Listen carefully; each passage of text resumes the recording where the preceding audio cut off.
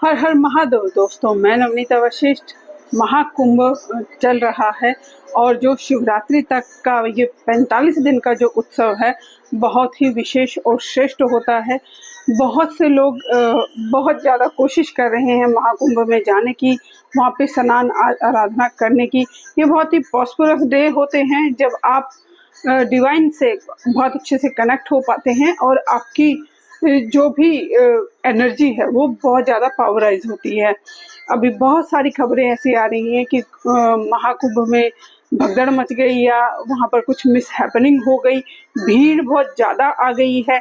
इसमें बहुत सारी चीज़ें ठीक भी हैं और बहुत सारी चीज़ें गलत भी हैं कि एकदम से इतनी भीड़ जाना भी एक छोटी सी जगह पे इतनी सारी भीड़ का इकट्ठे हो जाना बहुत ज़्यादा खतरनाक अपने आप में ही हो जाता है। इसके अलावा भी अगर आप कुंभ स्नान का पूरा फ़ायदा उठाना चाहते हैं तो आपके जो भी रिलेटिव हैं या रिश्तेदार हैं जो अब तक कुंभ स्नान करके आ चुके हैं, आप उनसे जो प्रयागराज का या संगम का जो जल है उससे अगर आप ले लेते हैं, वो थोड़ी सी मात्रा में भी हो तो काफ़ी होगा, उसमें थोड़ा और जल मिलाकर आप उससे स्नान कर सकते हैं। तो आपको प्रयागराज जितना ही महत्व इसमें मिलेगा जितना कि आपको प्रयागराज में स्नान करने से मिलेगा, क्योंकि मन चंगा तो कटौती में गंगा, ऐसा हमारे वेद शास्त्र भी कहते हैं कि सबसे श्रेष्ठ मन का मानना है।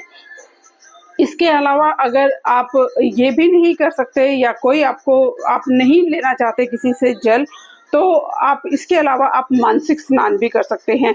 मानसिक पूजा हर एक धर्म में, हर एक वेद पुराण में, उपनिषदों में बहुत ही श्रेष्ठ और उच्च कोटि की जो पूजा है वो मानी जाती है।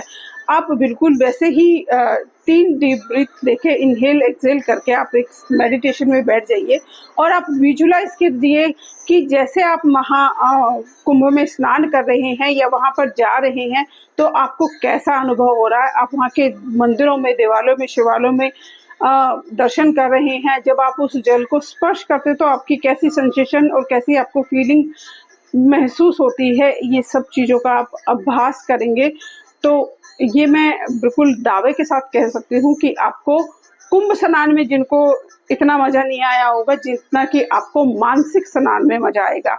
ये बहुत ही उच्च कोटि की जो एक पद्धति होती है जिसमें आप अपने मन को इतना पावराइज कर लेते हैं कि आप वहाँ पर स्नान करने जैसा ही कर लेते हैं। अगर आपको जल मिल जाता है तो आप इन विशेष तिथियों पे आप ये स्नान कर सकते हैं। इसके अलावा उस जल से आप प्रत्येक अमावस्या को भी स्नान कर सकते हैं। जो अमावस्या पे भी किसी भी तीर्थ में नहीं जा पाते हैं, क्योंकि ज़्यादातर बोला जाता है कि अमावस्या पे किसी भी देवालय शिवालय में स्नान करना बहुत ही शुभ और श्रेष्ठ होता है, यही पूर्णिमा पे भी बहुत शुभ और श्रेष्ठ होता है। तो अगर हम नहीं जा पाते तो हम उसका उपाय ये करते हैं कि हम गंगा जल बाल्टी में, जिस भी बकेट में आप नहा रहे हो उसमें डालकर आप स्नान कर लेते हैं तो आपको वही फल प्राप्त होता है। तो अपनी मानसिक पूजा और अपनी मानसिक पद्धति जो आपकी है, क्योंकि वेद पुराणों में सबसे श्रेष्ठ मानसिक पूजा है, उसके बाद कोई कर्म कांड की पूजा है और उसके अलावा जो मध्यम पूजा होती है वो आप जो खुद करते हैं वो होती है, और तीसरी जो निम्न श्रेणी की भी पूजा की जाती है जो आप किसी और से कराते हैं, आप खुद नहीं करते हैं, तो मानसिक पूजा उसमें भी सबसे श्रेष्ठ होती है। तो आप ये सभी उपाय कर सकते हैं और जो भी आप दान पुण्य करना चाहते हैं प्रयागराज में जाकर वो आप यहाँ पर भी कर सकते हैं। वो दान पुण्य पे अभी विजय एकादशी आएगी उस पर कर सकते हैं, शिवरात्रि आएगी उस पर कर सकते हैं, अमावस्या आएगी उस पर कर सकते हैं, कभी भी कर सकते हैं। आपको उसका पूरा फल मिलेगा, पूरा पुण्य भी मिलेगा, पूरा उसका आपको प्रभाव भी मिलेगा।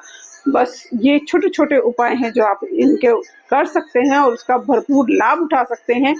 तो आपका ये कुंभ स्नान मानसिक रूप से बहुत ही श्रेष्ठ और उच्च रहे, इसी भाव और विश्वास के साथ। धन्यवाद दोस्तों, नमस्कार।